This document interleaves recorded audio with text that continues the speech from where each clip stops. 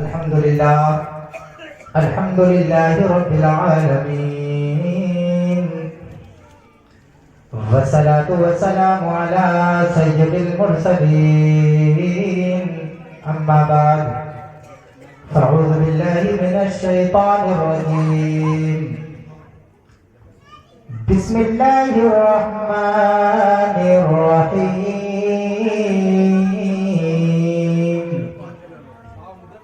إن بطش ربك لشديد صدق الله مولانا العظيم وصدق على رسوله النبي الأمين المتين الكريم ونحن على ذلك لمن الشاهدين والشاكرين والحمد لله رب العالمين. نہ تخت و تاج نہ نسیم و گوہر کی بات کرو، نہ تخت و تاج نہ نسیم و گوہر کی بات کرو، خیریت چاہو تو خیر البشر کی بات کرو، خیریت چاہو تو خیر البشر کی بات کرو. اور جو سمجھ سکے نا اسرار ایکم مثلی، اور جو سمجھ سکے نا اسرار ایکم مثلی، وہ کم نظر ہے کسی بھی دبر کی بات کرو. وہ کم نظر ہے کسی بھی دبر کی بات کرو. وقاش خیر حیرانم اغثنی یا رسول اللہ، پریشانم پریشانم اغثنی یا رسول اللہ. شاہ بے کس نوازی کن، طبیبہ چار سازی کن، مریض درد عصیانم اغثنی یا رسول اللہ. کہ شاعر کہتا ہے کہ دل و دماغ میں جو بھی فطور ہوتا ہے، دل و دماغ میں جو بھی فطور ہوتا ہے، درود پاک پڑھنے سے وہ دور ہوتا ہے. درود پاک پڑھنے سے وہ دور ہوتا ہے. اور مریض کچھ بھی ہو، مرض کیسا بھی ہو، مدینہ جا کے وہ اچھا ضرور ہوتا ہے. مدینہ جا کے وہ اچھا ضرور ہوتا ہے. حضرات خطبہ رسول کے بعد جس آیت کریمہ کا شرح حاصل کیا، اس کا ترجمہ، اس کا معنی اور اس کا مطلب بتانے سے پہلے آئیے ہم اور آپ سب سے پہلے گنبد خضراء میں آرام فرمانے والے آقا و مولا، لمبے لمبے ہاتھوں سے بھیج دینے والے، ہم گناہگاروں کو جہنم کے راستے سے ہٹا کر جنت کے راستے پر چلانے والے، زمیں والے، زماں والے، جگر گوش ہے عبداللہ جناب محمد رسول اللہ صلی اللہ علیہ وسلم کی بارگاہ بے کس فنا میں جھوم جھوم کر درود پاک کا نذرانے عقیدت پیش کریں. پڑھیے بآواز بلند اللہم صلی علی سیدنا و مولانا محمد معظم الجود والکرم وآلہ وبارک وسلم. صلو علیہ صلاۃ و سلام علیک یا رسول اللہ صلی اللہ علیہ وسلم. حضرات گرامی محترم، درود پاک درود پاک پڑھ لیں. اللہ کے رسول صلی اللہ علیہ وسلم ارشاد فرماتے ہیں کہ دنیا کے اندر جو بندہ مجھ پر ایک مرتبہ درود پاک پڑھتا ہے، پیغمبر اسلام ارشاد فرماتے ہیں اللہ رب العزت اس پر 10 رحمتیں نازل فرماتا ہے. حضرات گرامی محترم، آپ میری طرف دیکھیں، مجھے سنے بچے پڑھتے ہیں، حدیث پاک بتا رہا ہوں. کوئی دنیا دار کا تذکرہ نہیں بلکہ مدینے کے تاجدار کا تذکرہ ہے. اللہ کے محبوب کیا فرماتے ہیں کہ جو بندہ دنیا کے اندر مجھ پر ایک مرتبہ درود پاک پڑھتا ہے، پروردگار عالم اس کے اوپر 10 رحمتیں نازل فرماتا ہے. 10 رحمتیں. اللہ کے رسول صلی اللہ علیہ وسلم پھر ارشاد فرماتے ہیں جو بندہ مجھ پر 10 مرتبہ درود پاک پڑھتا ہے، اللہ اس پر 100 رحمتیں نازل فرماتا ہے. اللہ کے محبوب پھر ارشاد فرماتے ہیں جو بندہ دنیا کے اندر 100 مرتبہ درود پاک پڑھتا ہے، اللہ اس پر 100 مرتبہ درود پاک پڑھتا ہے، اللہ رب العزت اس پر 1000 رحمتیں نازل فرماتا ہے. پھر اللہ کے محبوب ارشاد فرماتے ہیں جو دنیا کے اندر بندہ مجھ پر 1000 مرتبہ درود پاک پڑھتا ہے، وہ انسان جب تک نہیں مر سکتا جب تک جیتے جی جنت میں اپنا ٹھکانہ نہ دیکھ لے. اسلامی بھائیوں، یہ درود پاک پڑھنے کی فضیلت ہے. بڑے بڑے لوگوں نے درود پاک پڑھ کر اپنی جنگوں کو آقا صلی اللہ علیہ وسلم کے ساتھ میں چلا کرتے تھے. تھے. جنگ احد کا واقعہ سنا. نبی صلی اللہ علیہ وسلم پر درود پاک پڑھتے ہیں. آئیے میں درود پاک پڑھنے کی اجازت آپ کے سماعت کے حوالے کرتا ہوں. ایک عورت کا واقعہ ہے کہ میرے گھر میں میرا ایک بچہ تھا, میری ایک اولاد تھی. جب وہ بڑی ہوئی نا تو میں نے اس کو نصیحت کری, اے میرے بیٹے زندگی مختصر ہے, میرے بیٹے دنیا میں پوری زندگی نہیں رہنا ہے. اگر زندگی میں رب نے تجھے پیدا کیا تو کوئی اچھا کام کر کے چلا جا. وہ عورت کہتی میں نے اپنے بیٹے کو بتایا, زندگی بڑھتی چلی گئی, زندگی بڑھتی چلی گئی. ایک دن وہ آیا, میرا بچہ جوان ہو گیا. میرے بچے نے غلط صحبت اختیار کر لی. میں نے کہا کہ میرے بیٹے میں نے تجھے سمجھایا تھا نا کہ زندگی مختصر ہے, اگر کچھ کر لے گا تو لے کے چلا جائے گا, ورنہ یہ تیرے دوست کام آنے والے نہیں ہے, یہ دنیا داری تیرے کام آنے والے نہیں ہے. وہ بیٹا اپنی ماں کی بات سنتا تھا اور سن کے اس کان سے سنا اس کان سے نکال دیا. عورت نے اپنے بچے کو نصیحت کرتی چلی گئی. ایک دن وہ آیا, اپنے بچے سے کہا اے میرے بیٹے تو اپنے دوستوں کا ساتھ چھوڑ دے, جو تیرے دوست ہیں وہ غلط ہے, شراب پینے والے ہیں, جوا کھیلنے والے ہیں. اے میری نیک اولاد, اے میرے نیک سے بیٹے تو ان کا ساتھ چھوڑ دے, اللہ کی عبادتیں کر لے تاکہ تو حشر کے میدان میں اپنے نامۂ اعمال لے کے چلا جا. رب کے سامنے جب تیری پیشی کی جائے تو رب کے سامنے اپنے نامۂ اعمال سنائے جائے تو کچھ اچھے اعمال سنا دینا. بیٹے نے سنا, ایک کان سے نکال دیا, بیٹے نے اس کان سے سنا اس کان سے نکال دیا. ایک دن وہ آیا, بیٹے کی روح پرواز کر گئی, جسم سے روح نکل گئی, بیٹے کو موت آ گئی. ماں نے چار پائی کو پکڑا اور پکڑی پکڑی روتی رہی, روتے یہ جملہ کہہ رہی تھی اے پروردگار میرے بیٹے کی روح پرواز کر گئی, اے میرے پروردگار آج میرا بیٹا اس دنیا سے جا رہا ہے, اے میرے پروردگار لیکن میرے بیٹے نے پوری زندگی کوئی اچھا کام نہیں کیا. اے میرے پروردگار میں نے اپنے بیٹے کو پوری زندگی سمجھایا, میں نے اپنے بیٹے کو پوری زندگی نصیحت کرتی رہی, لیکن میرے بیٹے نے کبھی میری بات نہ مانی. میرے پروردگار میں تیری بارگاہ میں دعا کر رہی ہوں, جب میرا بچہ قبر میں چلا جائے آقا صلی اللہ علیہ وسلم کا دیدار ہو تو میرے بچے کو بخش دینا.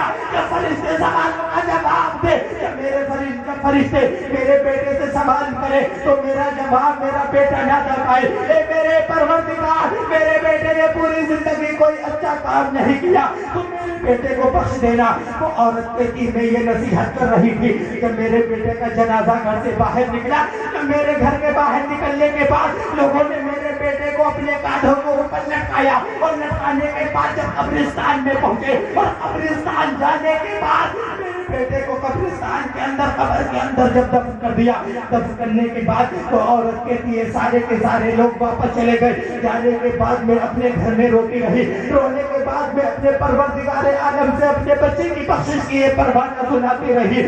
میرے پروردگار میرے بچے کو بخش دینا, میرے پروردگار میرے بچے کا داخلہ جنت میں کر دینا. لیکن عورت کا ایک دن وہ آیا, عورت نے رب سے دعا کری میرے پروردگار میں یہ چاہتی ہوں میرے بچے کا مجھے خواب میں دیدار کروا دیا جائے. میرے پروردگار میں یہ چاہتی ہوں میرے بچے کا مقام کیا ہے, میں اپنے بچے کو دیکھنا چاہتی ہوں. میرے پیارے محترم اسلامی بھائیوں ذرا غور کرنا, اس عورت کا جملہ کیا تھا, اللہ رب العزت سے دعائیں کر رہی تھی میرے پروردگار میرے بیٹے کا مجھے دیدار کرا دے. رب نے اپنے اس کے بچے کا دیدار کرایا. اس بچے کو کیا عورت دیکھتی ہے کہ جس رب سے اپنے بچے کے لیے دعا کر رہی تھی تو اس کا بچہ جنت میں نہیں ہے, کوئی جنت کے باغوں میں سے باغوں میں نہیں ہے, بلکہ اس کا بچہ آج جہنم کے گڑھوں میں سے گڑھے میں پہنچ چکا ہے. اور اس کو جو لباس پہنایا گیا تھا, جو اس کے بچے کو کفن دیا گیا تھا, آج وہ لباس نہیں رہا بلکہ جہنم کے لباس سے بدل دیا گیا ہے. عورت نے جب اتنا دیکھا اور دیکھنے کے بعد زاروں قطار رونے لگی. صبح ہوا, صبح ہونے کے بعد محلے والوں نے پوچھا اے عورت بتا تو صحیح تیرا حال کیا ہو گیا ہے, اتنا تو کیوں رو رہی ہے. عورت نے کہا اے میرے محلے والوں, جس لڑکے کو میرے تم کل قبرستان کے اندر دفن کرنے گئے تھے آج اس کا حال میں نے دیکھا. میں نے اپنے رب سے دعا کری اے میرے پروردگار میرے بیٹے کا دیدار تو کرا دے. آج میں نے اپنے بیٹے کو دیکھا آج کسی وہ جنت کے باغوں میں سے نہیں گھوم رہا ہے بلکہ جہنم کے اندر ہے۔ اللہ اکبر۔ عورت نے اتنا دیکھا دیکھنے کے بعد زاروں قطار رونے لگی۔ کچھ دن گزرے، کچھ دن گزرنے کے بعد پھر عورت اپنے رب سے تمنا کرتی ہے اے میرے پروردگار آج پھر میں اپنے بچے کو دیکھنا چاہتی ہوں، میرے بچے کا دیدار کرا دے۔ وہ کس حالت میں ہے؟ عورت نے جب رب سے دعا کری اللہ رب العزت نے پھر اس کے رب کا اللہ رب العزت نے اس کا بیٹا خواب میں دکھایا، اور خواب میں دیکھنے کے بعد اس نے یہ نہیں دیکھا کہ کچھ دن پہلے اس کا بچہ جہنم کے گڑھوں میں سے ایک گڑھے میں ہے، اس کا بچہ جہنم کے اندر زاروں قطار رو رہا ہے۔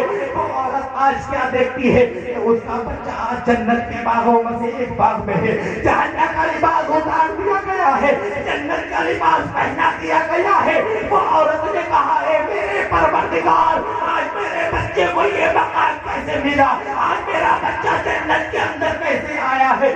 غیب سے آواز آئی اے عورت گھبراتی کیوں ہے؟ عورت تجھے ٹینشن لینے کی کیا ضرورت ہے؟ تجھ کو معلوم نہیں ہے اس قبرستان کے اندر تیرا بچہ مدفن تھا، جس قبرستان کے اندر تیرے بچے کو مدفن کیا گیا تھا، اس قبرستان کے اندر سے ایک اللہ والے کا گزر ہوا۔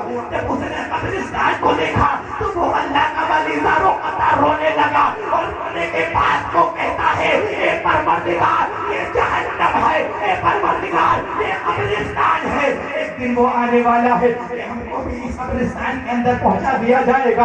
اے پروردگار دنیا کے اندر لوگوں نے پیسہ کمایا ہے، اے پروردگار دنیا کے اندر لوگوں نے مکانات محلات بنا لیے ہیں، اے پروردگار دنیا کے اندر لوگوں نے اپنی آخرت کو بھلا دیا ہے۔ اے میرے پروردگار ایک دن وہ آنے والا ہے کہ ہم کو بھی اس قبرستان کے اندر اتار دیا جائے گا۔ تو زاروں قطار رونے لگا، اپنے گناہوں کی رب سے معافی مانگنے لگا۔ پروردگار عالم کی بارگاہ میں سارے رونے کے بعد زاروں قطار روتا رہا، اور روتے روتے اس نے 20 مرتبہ آقا صلی اللہ تعالیٰ علیہ وسلم پر درود پاک پڑھا۔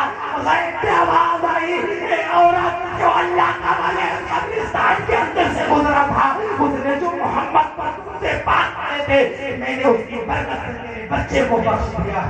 سبحان اللہ۔ نعرہ تکبیر، نعرہ رسالت، مسلک اعلیٰ حضرت، مسلک اعلیٰ حضرت، جشن عید میلاد النبی، جشن عید میلاد النبی، نعرہ تکبیر، نعرہ رسالت۔ حضرات کاہے کی برکت ہے جو اللہ والے نے 20 مرتبہ درود پاک پڑھا اور اس کا ثواب قبرستان کو پہنچایا، تو رب کے وہ ادا اتنی پسند آئی کہ جو جہنم کے اندر ہو اللہ رب العزت نے اس کو نکال کر جنت میں داخلہ فرما دیا۔ تو پیارے محترم اسلامی بھائیوں، ہمیں اور آپ کو آقا صلی اللہ علیہ وسلم پر کثرت سے درود پاک پڑھتے رہنا چاہیے، کیونکہ پتہ نہیں کون سا وقت ہے جو ہماری قبولیت کی گھڑی ہو۔ اگر ہمارا ایک بار درود پڑھنا رب نے قبول کر لیا تو ہمارا دنیا میں بھی فائدہ ہے، حشر میں بھی فائدہ ہوگا، اور جنت میں داخلہ ہو جائے گا۔ حضرات گرامی محترم، خطبہ مسنونہ کے بعد جس آیت کریمہ کا شرف حاصل کیا، اللہ قرآن مقدس میں ارشاد فرماتا ہے ان بطش ربک لشدید، بے شک تیرے رب کی پکڑ بہت سخت ہے، تیرے رب کی پکڑ بہت سخت ہے۔ لیکن پیارے محترم، ہم لوگ کیا کرتے ہیں؟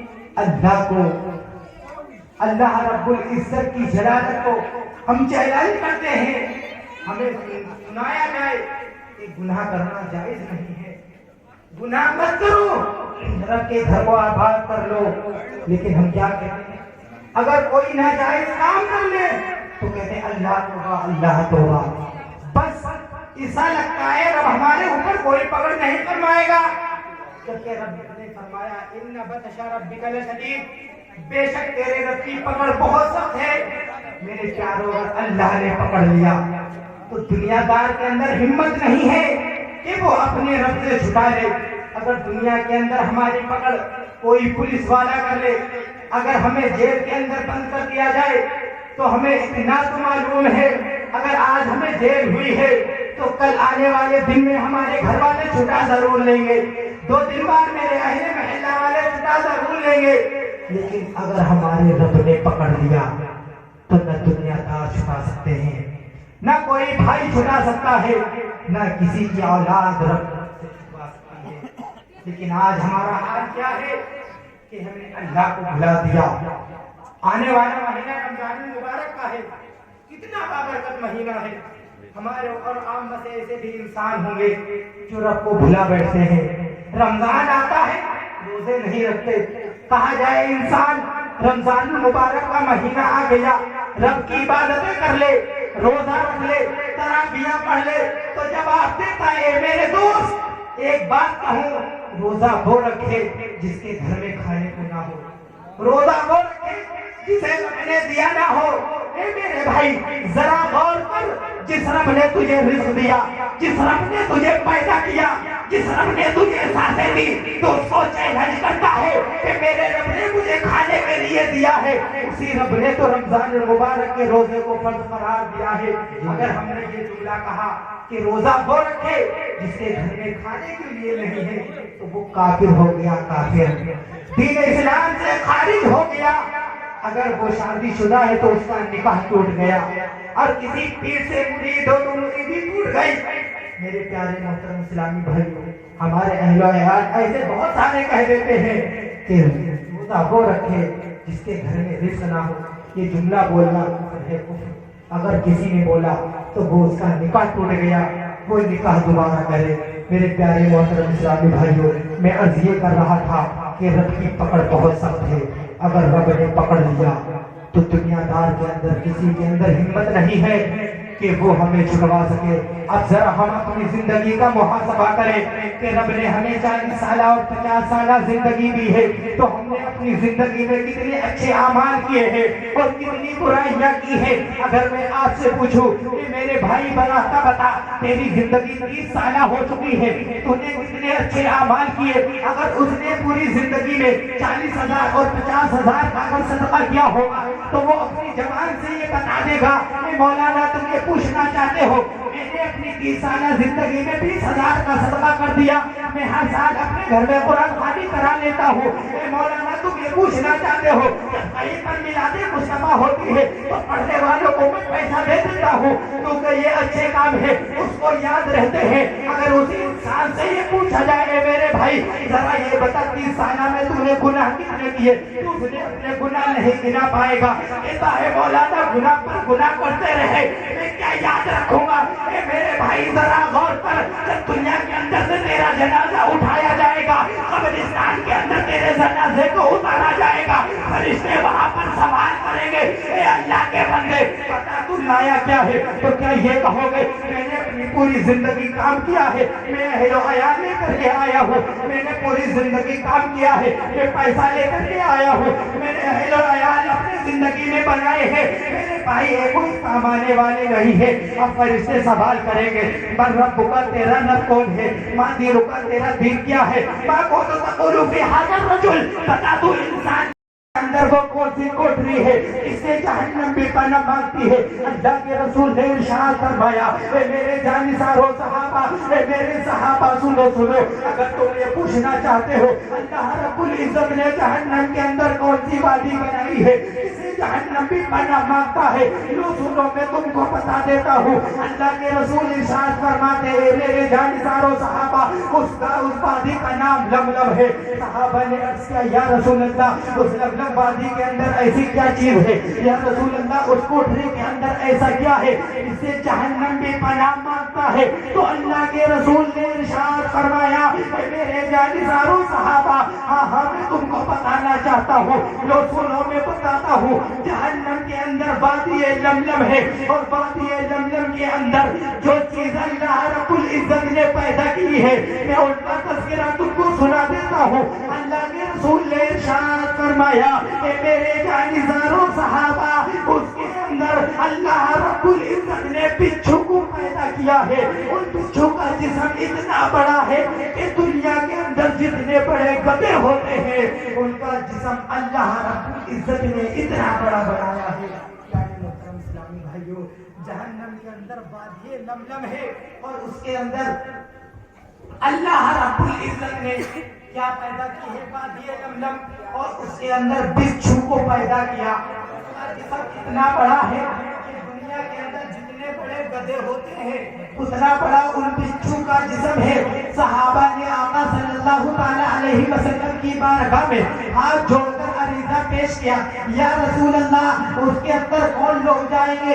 رب پروردگار عالم نے وہ وادی کس کے لیے بنائی ہے؟ جو وادی کے اندر بچھو کو پیدا کیا ہے وہ کیسے ہے؟ تو اللہ کے رسول نے ارشاد فرمایا وہ بچھو کا زہر اتنا ہے کہ انسان کے اگر ایک بار کاٹے گا تو 70,000 سال تک ان کا زہر جسم میں باقی رہے گا. صحابہ نے عرض کیا یا رسول اللہ اس وادی کے اندر کون لوگ جائیں گے؟ یا رسول اللہ اس کے اندر اللہ رب العزت کس کو بھیجے گا؟ تو اللہ کے رسول نے ارشاد فرمایا اے صحابہ سنو سنو, اللہ رب العزت نے وہ وادی پیدا کی ہے تو ان لوگوں کو یہ پیدا کی ہے جو نمازیں نہیں پڑھتے. اب ذرا غور کریں کہ وہ وادی ہمارے اور آپ کے لیے بنائی گئی ہے جو اللہ کے گھر کو آباد نہیں کرتے, جو اللہ کے گھر کو ویران کر کے بیٹھے ہیں, ویران. اب ذرا تو غور کریں کیونکہ گناہوں کے اڈوں کو ہم نے آباد کر لیا. ہمارے دوست ایسے ہیں جو گناہوں کے اڈے کی طرف بلایا کرتے ہیں, اے میرے دوست آ جا آج فلاں چوراہے پر میٹنگ ہوگی, اے میرے دوست آ جا وہاں پر پورے ہمارے دوست جمع ہو جائیں گے, وہاں پر ہنسی مستی ہوگی, اہل و عیال کے کھیل کود ہوگا. اے میرے بھائی میں ان سے ذرا یہ جملہ کہنا چاہتا ہوں, ذرا چوراہوں کو آباد کرنے والے, گناہوں کو اڈے کو آباد کرنے والے ذرا غور تو کر. اللہ کے رسول نے ارشاد فرمایا کہ وہ وادی لملم ان کے لیے ہے جو مسجدوں کو ویران کر دیتے ہیں, جو آباد نہیں کرتے, جو نمازیں نہیں پڑھتے. اللہ کے رسول ارشاد فرماتے ہیں سب سے اچھا دوست, سب سے خوبصورت دوست دنیا کے اندر وہ ہے وہ جو تمہیں حشر کی تیاری کرا دے, جو تمہیں اللہ کے گھر کی طرف بلا لے. دنیا کے اندر کوئی اچھا اور پیارا دوست ہے تو وہ ہے جو تمہیں نیکی کی دعوت دے دے. لیکن آج ہمارا حال کیا ہے؟ اگر کوئی ہم سے نماز کے لیے کہہ دے تو کہتا ہے اے مولانا وہ تو نماز کے لیے بلاتا ہے اس کے پاس پھنس جاؤ. اگر کوئی تم کو چوراہوں کو آباد کرنے کے لیے بلا دے آ جاؤ, وہاں پر آج ایک میٹنگ ہوگی, وہاں پر ایک دوسرے کی برائی کی جائے گی تو سارے کے سارے لوگ وہاں پر جمع ہو جاتے ہیں. میرے پیارے محترم اسلامی بھائیوں, کیونکہ ہماری یہ 30 سالہ اور 40 سالہ زندگی ہے, آج ہم اور آپ ایک اللہ والے کی بارگاہ میں آئے ہیں تو اس میلاد مصطفیٰ سے یہ پیغام لے کر کے جاؤ, کیونکہ یہ دنیا ہے دنیا, اس کے اندر جو بھی ہمیں گناہوں کی طرف بلاتا ہے اللہ کے رسول ارشاد فرماتے ہیں وہ دوست نہیں ہے دوست, بلکہ اگر سب سے زیادہ دشمن تمہارا سب سے بڑا دشمن ہے تو وہ ہے جو تمہیں گناہوں کی طرف بلایا کرتا ہے. یہ میرے پیارے ذرا غور تو کر, ہم نے 30 سالہ اور 40 سالہ زندگی میں کیا کچھ اپنی حشر کی تیاریاں کی ہیں؟ تو جواب ملتا ہے نہیں, میں نے قبر کی کوئی تیاری نہیں کی. یہ میرے دوست ذرا بتا, جب تو دنیا سے چلا جائے گا قبر کے اندر تجھے اتار دیا جائے گا, قبر میں سوال و جواب ہونا شروع ہو جائیں گے, رب کی طرف سے جب یہ پیغام ہو جائے گا اے فرشتوں اس کے لیے جہنم کا دروازہ کھول دو, جہنم کا لباس پہنا دو اور اسے جہنم کی کھڑکیاں کھول دو, اس کو جہنم کا بچھونا بچھا دو. اب ذرا بتاؤ وہاں پر ہمارے کیا کام آئے گا؟ کیونکہ ہم نے 30 سالہ 40 سالہ زندگی میں جو ہم نے پیسہ تو کمایا ہے, اپنی اولادوں کے لیے مکانات میں اللہ بنا تو دیے ہیں, ذرا بتاؤ کیا وہ ہمارے ساتھ قبر میں چلا جائے گا؟ بلکہ وہ ہرگز نہیں جائے گا. اگر کوئی کام میں آنے والی چیز ہے وہ نامۂ اعمال ہے. اب ذرا اپنے نامۂ اعمال کو کھولو اور 30 سالہ زندگی کی نامۂ اعمال کو پڑھو. میں آپ کی نامۂ اعمال بتاتا چلوں اور آپ کہیں گے مولانا جمعہ مسجد چلے جاتے ہیں, امام صاحب دعوت دے دیتے ہیں, پورے ہفتے جانے کی تک توفیق نہیں ہوتی. یہ میرے بھائی اللہ رب العزت نے ہمیں رزق دیا ہے, اللہ رب العزت ہمیں رزق دینا اگر بند کر دیتا تو بتاؤ ہم کیا کھاتے, تو ذرا بتاؤ تو صحیح ہم اپنے اولادوں کو کیا کھلاتے. اللہ کے رسول صلی اللہ تعالیٰ علیہ وسلم ارشاد فرماتے ہیں اللہ رب العزت جب دن میں اذانیں اللہ کے گھر میں ہوا کرتی ہے تو دنیا دار کا رزق اللہ رب العزت مسجد کے دروازے پر اکٹھا کر دیتا ہے. تو اللہ کے رسول صلی اللہ تعالیٰ علیہ وسلم ارشاد فرماتے ہیں کہ دنیا والے والا مسجد میں جا کر کے اللہ کی عبادتیں کرتا ہے، نمازیں پڑھتا ہے، تو وہ رزق نمازیوں میں تقسیم کر دیا جاتا ہے۔